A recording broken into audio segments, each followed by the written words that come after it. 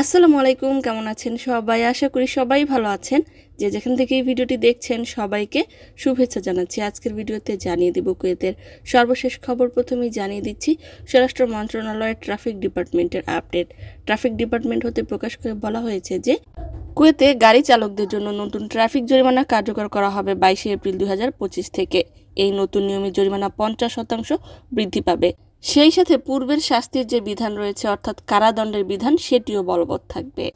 গাড়ি চালকদের জন্য সতর্কতা স্বরূপ আরও বলা হয়েছে যে সিট বেল্ট পরিধান না করলে 30 দিনার পর্যন্ত সর্বোচ্চ জরিমানা আসতে পারে। সেই সাথে 22 এপ্রিল থেকে নতুন জরিমানায় 50 দিনার সহ কারাদণ্ডের শাস্তি পর্যন্ত হতে পারে।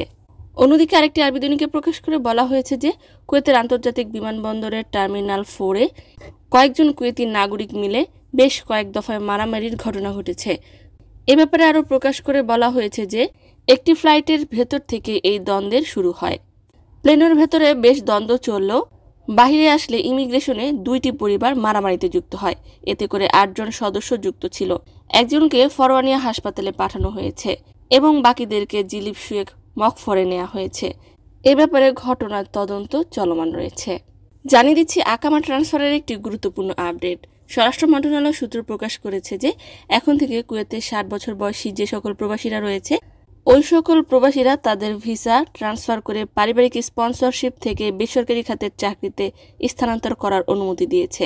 অনেক 60 বছরের প্রবাসীরাই ফ্যামিলি ভিসাতে আকামা নবায়ন করেছিল, তারা আবারও বেসরকারি অর্থাৎ শন ভিসায় ট্রান্সফার হতে পারবে।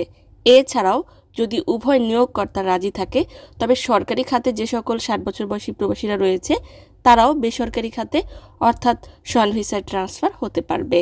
সম্মানিত ভিউয়ার্স, আজকের মতোই ছিল আপডেট। পুরো ভিডিওটি দেখার জন্য ধন্যবাদ। এই ধরনের ভিডিও পেতে চাইলে ইউটিউব চ্যানেলটিকে সাবস্ক্রাইব করে দিবেন, ফেসবুক পেজটিকে লাইক এবং ফলো করে দিবেন। যারা পূর্বেই করেছেন সবাইকে ধন্যবাদ। আজকের মতো বিদায়। আল্লাহ হাফেজ।